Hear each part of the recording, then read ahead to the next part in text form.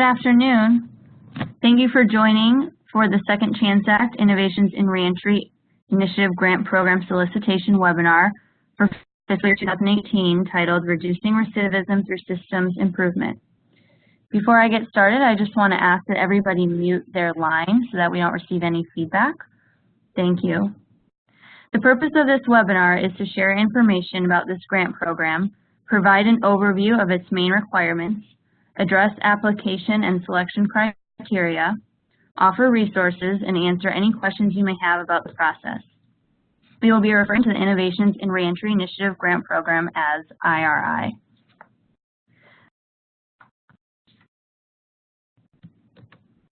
My name is Elizabeth English.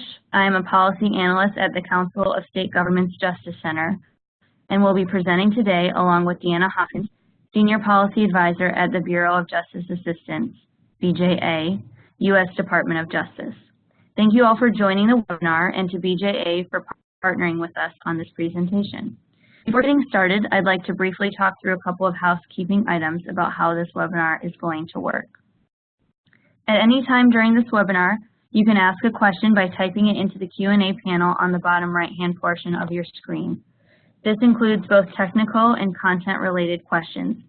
We will try to reply to technical questions in the chat window as we go. For the content-related questions, we will keep a running list and address them at the end of the webinar. We will do our best to get through as many questions as possible.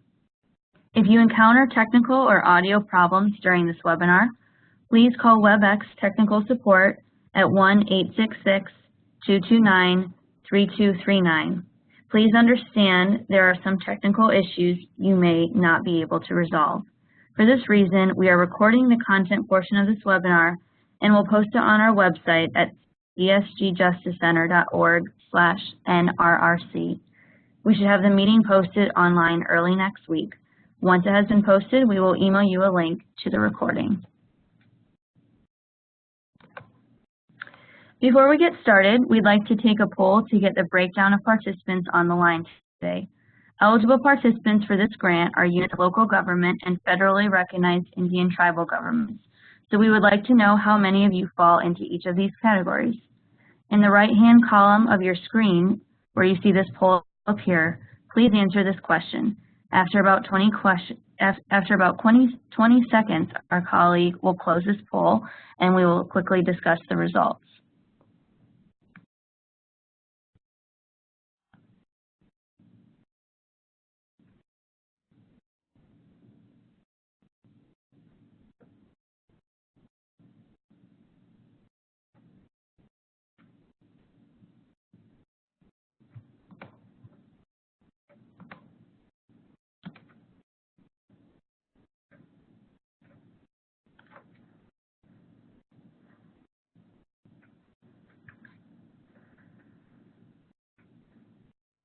Okay, great. It looks like the majority of respondents for this are county or local government, with some folks joining us from federally recognized Indian tribal governments.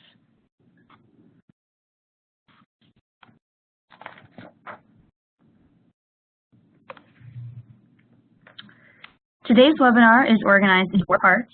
I'll provide an introduction to the National Reentry Resource Center, and Deanna Hoskins of BJA will walk us through BJA's expectations for grantees and some key program requirements.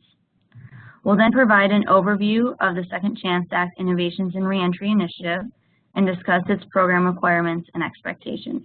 And to close out, we'll provide contact information and resources and host a question and answer session to address any questions you may have.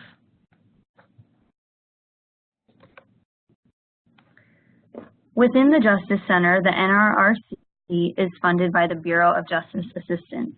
The NRRC provides support to Second Chance Act grantees and the broader field. The Second Chance Act, or SCA, which was signed into law in 2008, is the first federal legislation to authorize federal support for reentry programs. Recognizing how complex reentry initiatives are and the importance of integrating research and evidence into those initiatives, SCA authorized the creation of a National Resource Center for adult and juvenile reentry.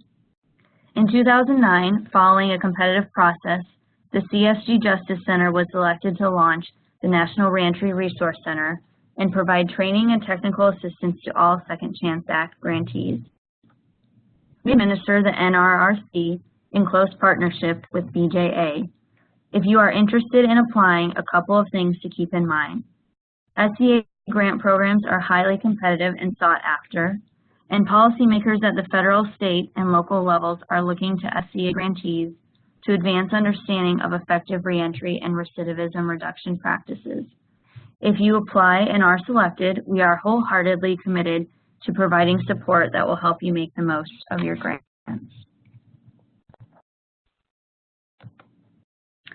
I'd like to also quickly mention the NRRC website, which is a great resource for grantees and the field at large. You can find us online at nationalreentryresourcecenter.org. And for those of you who have already visited our website, there are many reasons to continue to visit, including our publications and announcements, as well as our webinars. We are constantly adding information and encourage you who still haven't visited to visit and sign up for our monthly newsletter. I will now turn the presentation over to Deanna Hoskins of BJA to provide an overview of the SCA Innovation Reentry Initiative Grant Program. Deanna, please take it away. Thanks, Elizabeth. The Second Chance Act has supported over $300 million in reentry investments to a variety of initiatives across the country. The Bureau of Justice Assistance administers these grants, including the Innovations in Reentry. If you are applying and are accepted, you will join a large group of agencies and organizations throughout the country dedicated to improving the pre- and post-release services in their community. Through FY17, there have been 150 awards and over $55 million in funding. Over the years, the name has changed from Prisoner Reentry Initiative to Adult Offender Reentry Program for Planning and Demonstration Projects, then the two-phased Adult Reentry Demonstration Program, on to Smart Reentry, and now Innovations in Reentry Initiative. We are interested to know if you have previously applied for SCA grant funding. In the right-hand column of your screen, where you see the poll appear, please answer this question. After about 20 seconds, our colleague will close the poll.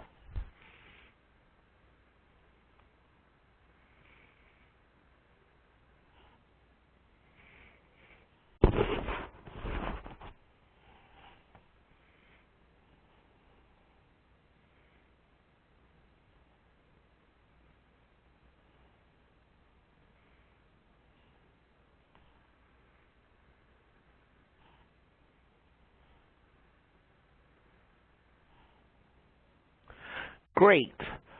So it looks like the majority of people on the line have never applied for SCA funding, while a small percentage has.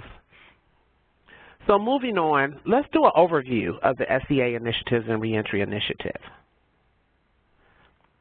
The purpose of the FY18 Initiatives and Innovations in Reentry Initiatives, reducing Recidivism Through Systems Improvement, is to provide local jurisdiction and Indian tribes with the resources and training and technical assistance necessary to identify assets and gaps in their local reentry system, and to develop capacity and partnerships with other justice agencies to provide services that prevent recidivism, reduce crime, and improve public safety in their jurisdiction. Within the context of this initiative, reentry is not envisioned to be a specific program, but rather a process that begins when the individual is first incarcerated, pre-release, and ends with his or her successful community reintegration and reduction in risk of recidivism post-release. IRI is part of BJA's Innovations in Public Safety portfolio, also known as the Innovation Suite. The Innovation Suite of programs invests in the development of practitioner research partnerships that use data, evidence, and innovation to create strategies that are effective and economical. This data-driven approach enables jurisdictions to understand the full nature and extent of the crime challenges they face and to direct resources to the highest priorities. BJA expects to make up to 8 awards in the amount of $1 million each. including up to $200,000 for the initial 12-month planning period and up to $800,000 for the remaining 24-month implementation period. To begin on the date when the planning period is concluded, all awards are expected to begin on or about October 1st, 2018 for a program period of 36 months. During the planning phase, grantees will be required to participate in an intensive technical assistance, which includes completion of a planning and implementation guide, which will help you develop a strategic plan that incorporates evidence-based programs, policies, and practices. The overall objective of the IRI is to support the development and implementation of comprehensive and collaborative reentry strategies to reduce recidivism among reentering offenders who are at medium to high risk for recidivating and to improve public safety. Again, we see this process beginning at the time of incarceration and going through to their reintegration into the community. Priority considerations will be given to those applicants that propose strategies to reduce violent recidivism among high-risk offenders that are being released back to their jurisdictions, who have a prior history of violence and are identified in concert with local and state law enforcement. The proposal must include a description of how this target population will be identified. Those who collaborate and partner with current violence reduction strategies existing in their jurisdictions, and focus their program in geographic areas with a disproportionate population of offenders returning to the community from prison, jails, and juvenile facilities. The target population for the program must be a specific subset of medium to high risk offenders as identified using a validated assessment tool, who were convicted as adults and currently are incarcerated in state, local, or tribal prisons or jails. Applicants for this program should be able to track unique identifiers for participants, gain access to recidivism data, and report recidivism data, particularly returns to incarceration during the period of 1 year after release. Programs that target high-risk offenders who are experiencing or who are at risk of experiencing chronic homelessness will be given strong consideration. Applicants are encouraged to provide services for a minimum of 150 offenders throughout the funding period, with the majority of offenders served to be under parole or probation supervision. There are 12 mandatory Second Chance Act requirements listed on page 5 and 6 of the solicitation. In your narrative description of the issue, you will need to detail how you meet these requirements. This is a very important section that a lot of applicants leave out. In this section, you talk about how you meet those 12 requirements, that your jurisdiction currently has a strategic plan in place, how you engage your reentry task force, who's going to be your independent, how you're going to execute your independent evaluation. Please speak to those 12 requirements in your description of the issue to keep your applicant eligible for funding. At this time, I'll now turn it back over to Elizabeth. Thank you, Deanna. We'll now discuss the review criteria, program requirements, and expectations that need to be incorporated into your proposal. Your program narrative should be comprised of 15 pages, double-spaced, to address the areas on this slide, excluding the budget. This is your opportunity to tell your story based upon data about the need for addressing reentry issues in your jurisdiction, and to demonstrate that you have the ability to take on each of these tasks outlined in the program requirements.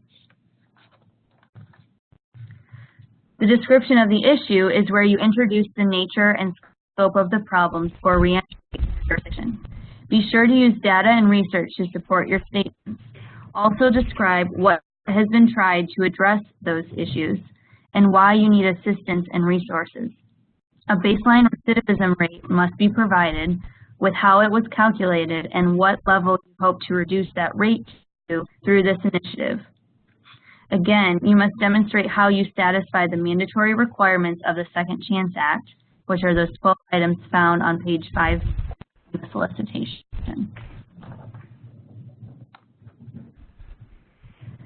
As shown on the review criteria slide a second ago, the program design implementation counts for 35% of your rating.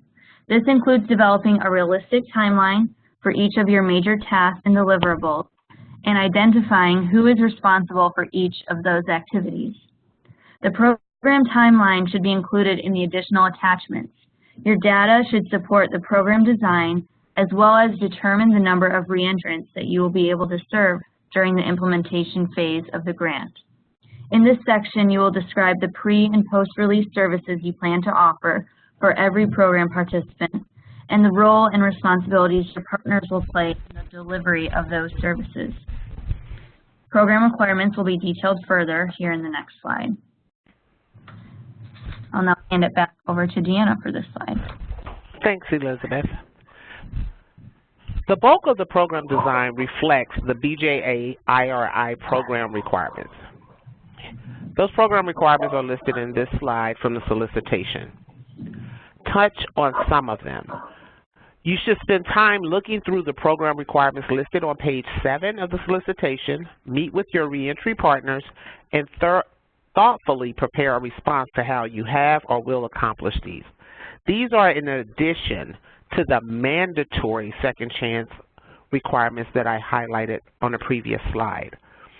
Within your program design, as you're building your program out, if you're going to hire a reentry coordinator, add that component into that design. Touch on some of these areas because these are requirements of the program.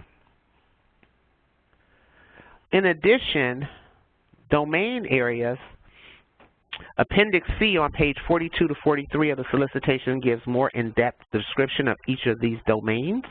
Your proposal must identify 2 domains in which you plan to remedy reentry barriers and describe your plans for each. In addition to the description of each domain in Appendix C, how funds may be utilized for each domain is listed, as well as the required representation of your partners.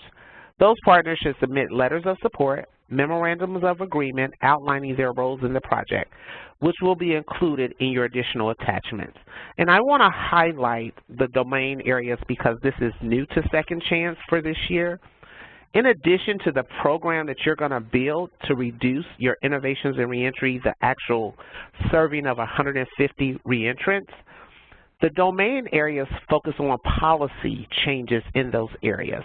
And an example I like to use is if you're going to focus on if housing is a huge issue in your area for this population, pulling your housing partners together, such as your local housing authority, if you have an apartment association, continuum of care partners that receive HUD funding within your city that houses all of your shelters, emergency shelter programs, your continuum of care, supportive housing program partners, together to address the barriers around housing in your area. So in your proposal, you're going to identify 2 of these areas that you're going to strategically work with partners specific to that area to address those policies of how business is operated in your jurisdiction for this population. I'll now turn it back over to Elizabeth.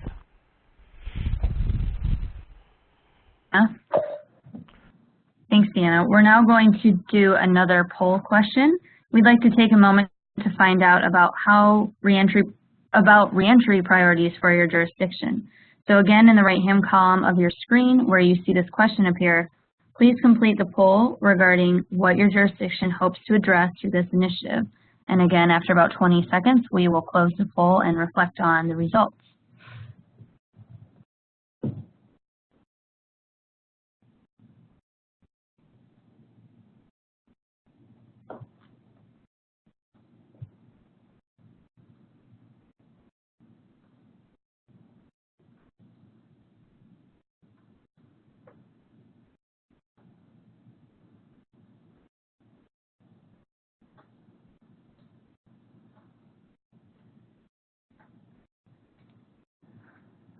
Okay, so it looks like the majority of participants that answered this question selected employment, and then in second place was behavioral health, and community supervision and housing were actually tied in last place.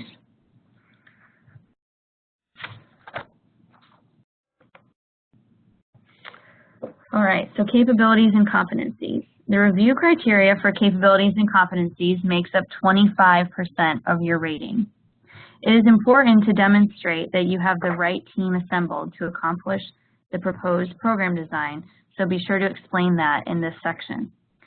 Information regarding the personnel assigned to the tasks of the timeline and program plan, and whether the resumes and role descriptions are included, will contribute to the assignment of points relative to this criterion.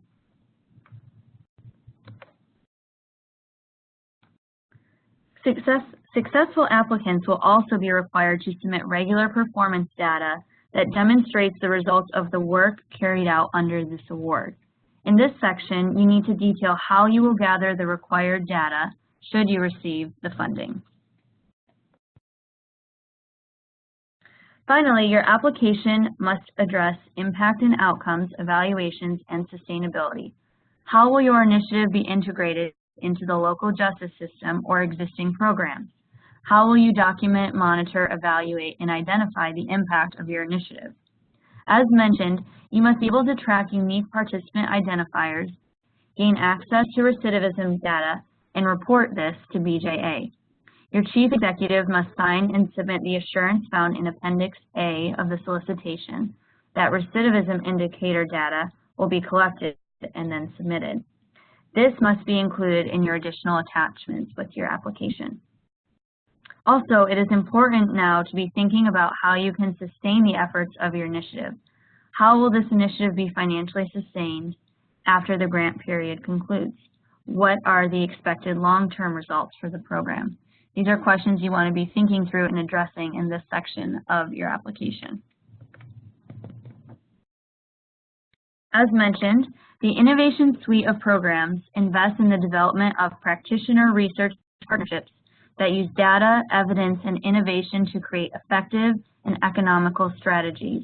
This data-driven approach enables jurisdictions to understand the full nature and extent of the crime challenges they face and to direct resources to the highest priorities.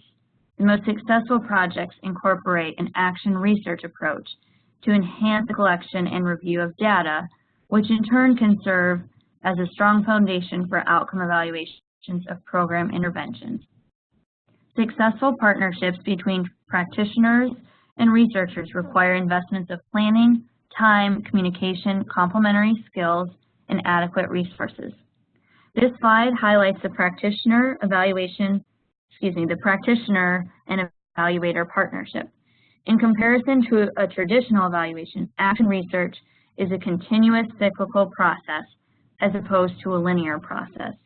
It also more fully engages the practitioner of the program or intervention than a traditional evaluation would. Rather than occurring after the event, the research is happening in real time and providing feedback to you so that adjustments can be made along the way as needed. It is strongly recommended that you engage with your research partner right away to help fine-tune your activities. Please also remember to complete the research and evaluation independence and integrity found on page 26 of the solicitation and include it in your additional attachments. Federal funds awarded under the solicitation may not cover more than 50% of the total cost of the program, and 50% of the match needs to be a cash match. The remaining 50% of the match can be in kind. An applicant must identify the source of the 50% non-federal portion of the total program costs and how it will use match funds. The Attorney General may waive the match requirement upon a determination of fiscal hardship. However, this is discretionary and not guaranteed. To be considered for a waiver of match, a letter of request signed by the authorized representative must be submitted with the application defining the fiscal hardship. Fiscal hardship may be defined in terms related to reductions in overall budgets, furloughing, or reductions in force of staff, or other similar documented actions which have resulted in severe budget reductions. Detailed information must be provided with match waiver requests. A match waiver request must be submitted as a separate attachment to the application entitled as the match waiver. For submitting your budget information, the budget detail worksheet and budget narrative are now combined into one single document. In these parts of your application, thoroughly and clearly describe every expense and demonstrate how it will maximize cost effectiveness in your project. We'll now move to our last section of this webinar, reviewing contact information resources and then facilitating a question and answer to address any questions you may have. For applying for this solicitation, please register at the link provided in this slide prior to submitting your application. All applications are due by June 25th at 11:59 p.m. Eastern Standard Time. As you submit your applications, there are a couple of contacts to keep in mind. First, for questions about the process of submitting your application, you may contact the grants.gov customer service support line listed here. For assistance with unforeseen grants.gov technical issues beyond an applicant's control, you may contact the National Reentry Center, also listed here. Here we've also included some resources for you to use in preparing your applications, including the NRRC website, the Office of Justice Programs Crime Solutions website, the National Implementation Research Network website, and 2 other useful websites on being effective in your grant application process. For everyone joining us on this webinar, now is your opportunity to ask questions. Please enter any questions into the Q&A panel box on your screen, and we'll get to as many as we can. We will also be sure to follow up with you on any questions that we're unable to get to in our time left here today. So please feel free to enter any questions, and like we said, we will address them as we receive them. I have one question we've already received, Deanna. One listener asked, is this grant offered annually? Yes. Great. We're getting a couple in, so we're going to be pulling this in just 1 second.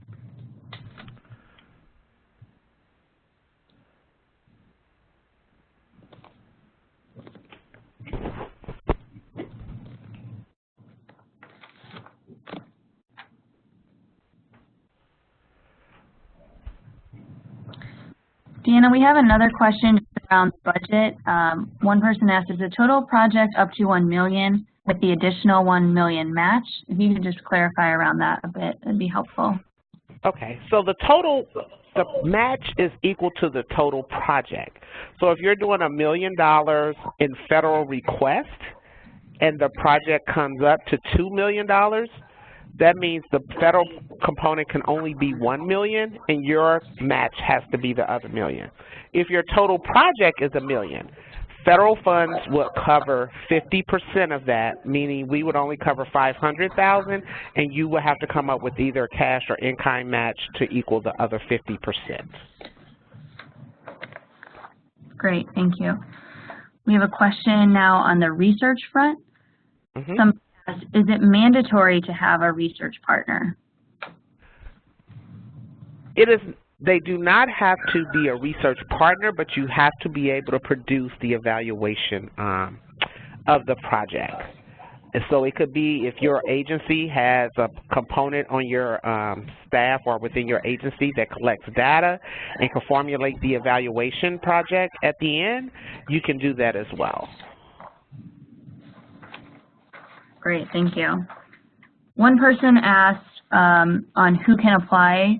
One person asked, do you have to be a nonprofit to apply? So if Deanna, you could have just, again, mentioned who is eligible to apply for the grant. Nonprofits are not eligible for this funding source. It is state, local, governmental entities, and federally recognized Indian tribes. Great.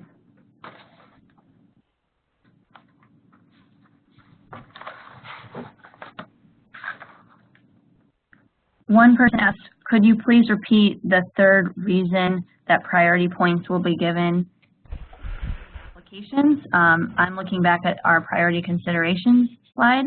And that third reason was a focus on geographic areas with a disproportionate population of reentrants. So that could be if there's a certain neighborhood or zip code in your jurisdiction that individuals are migrating back to once they're released, you can focus your project specifically on that zip code. Mm-hmm. Great.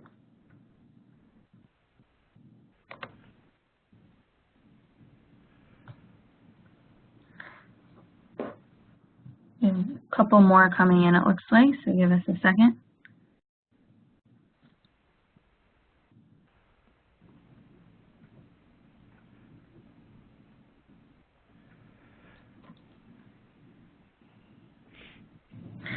Deanna, actually, here's a question about the reentry coordinator. If you could expand on this a bit. Does the reentry coordinator need to be full-time or fully dedicated to the project? I think what's in the solicitation, we say that your project should have a FTE, a full-time reentry coordinator, because if you're looking at those domain areas as well as your project, it literally is going to take a full-time person to do that. Great, thank you.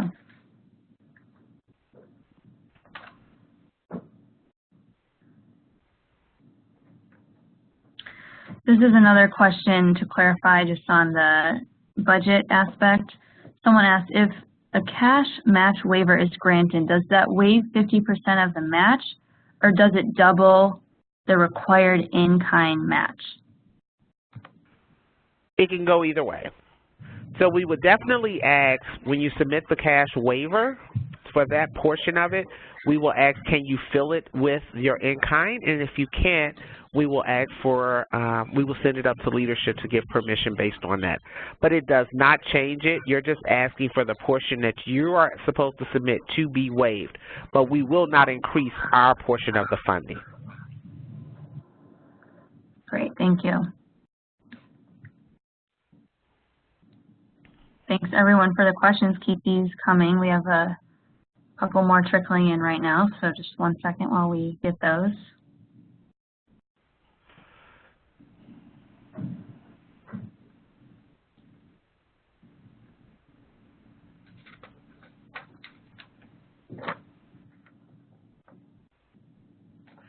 One person asked regarding language in the solicitation, what does it mean by, quote, house in the same facility? I'm sorry, read that question again. Yeah, someone asked, what does it mean by, quote, house in the same facility? Language from the solicitation. Solicitation. So when you are actually saying you're going to provide services, which pre-release services are a requirement, those individuals housed in the same correctional facility. So say you have you're recruiting individuals returning to a specific county, jurisdiction or a zip code, but you're providing pre-release services, they all need to be housed in the same correctional facility that you're providing the services at. Great, thank you. Another question related to budget. This person asked, does the match requirement apply to the planning phase, or is it only for implementation? The match requirement is the total part of the grant. When you break the grant down, what we're saying, over the life cycle of the grant, the 36 months, you have to meet your match. You may not use your match within the first part of the planning, but of our funding, you will only have access to $200,000. So if any of your planning activities go over $200,000, you would have to start tapping into your match. Great. And another question about the match. Another person asked, does the match requirement apply only to the primary applicant, or does it also apply to sub-grantees? It applies to the total project. So the actual applicant can pass that on to the sub-grantee, especially if they're serving as almost a pass-through. It would be the sub-grantee's responsibility to report that information to the applicant so that the applicant can report it to us. Great, thank you. We have a question kind of on the overall focus of this grant solicitation. So somebody asked, is the emphasis of this grant on building and strengthening reentry systems or on a program to serve a minimum of 150 individuals? Thank you for asking that. That is a great question. The overall goal of any Second Chance Act grant is to build and strengthen reentry systems. Thus, reason we put in the domain areas this time, because what we found out was although we're doing programs, if individual jurisdictions are not addressing policies, when the program funds go away, the programs normally go away. But if you change policies and the way you do business, that is sustainable even without funding because you just changed how you operate in that jurisdiction. Great. Thank you. Another question is, should the 12 mandatory requirements be addressed in the attachments or in the body of the application? They should be addressed in the body of the application, but like your strategic plan and different things should be included as an attachment if you want supporting documentation. I always recommend providing it. Great, thank you. Deanna, a question about the domains. Can applicants address more than 2 domains? I would love it if applicants address more than 2 domains. But the reality of it is because of all the local partners in each domain specific, and getting that consensus can take some time, especially when you're talking around community supervision and getting your local parole or probation authority on board to change their policies of how they violate can take some time. So realistically, 2 is good, but definitely if you want to do more and you can do more with your specific partners in those areas, go for it. Great. And please keep all these great questions coming. We have another one coming in 1 second.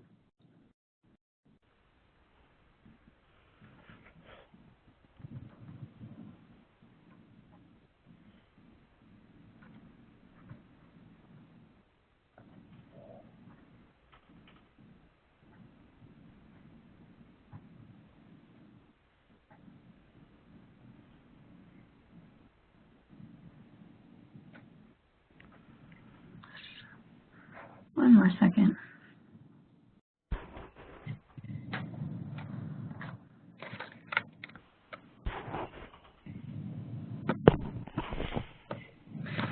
So somebody asked, if you are a nonprofit partnered with a jail or a housing service who submits the application, how will funding be allocated between the nonprofit and the jail?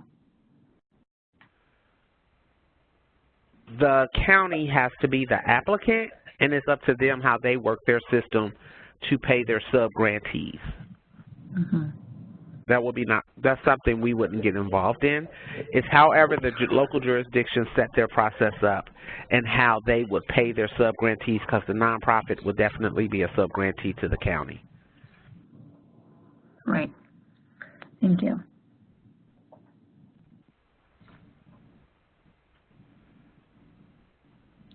We have another question in 1 second.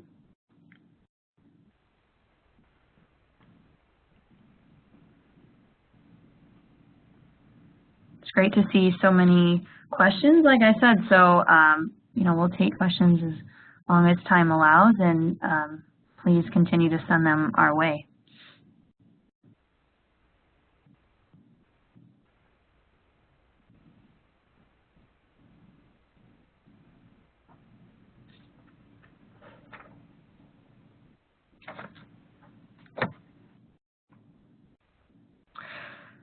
This person asks, do the 150 participants need to be served in both domains a jurisdiction chooses to address? I'm sorry, repeat that question? Sure. Do the 150 participants need to be served in both domains that a jurisdiction chooses to address? No.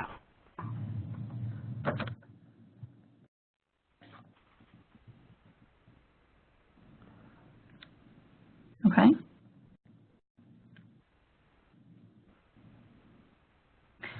Another person asked, Can a local jurisdiction provide services to individuals housed in the local jail rather than a prison? Yep. This is for individuals returning to your community from prison or jail. Right.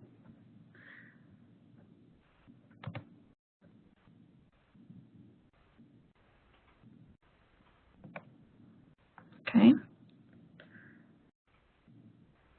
I don't think we see any other questions right now. We'll give it another few seconds here. If you have something, please send it our way.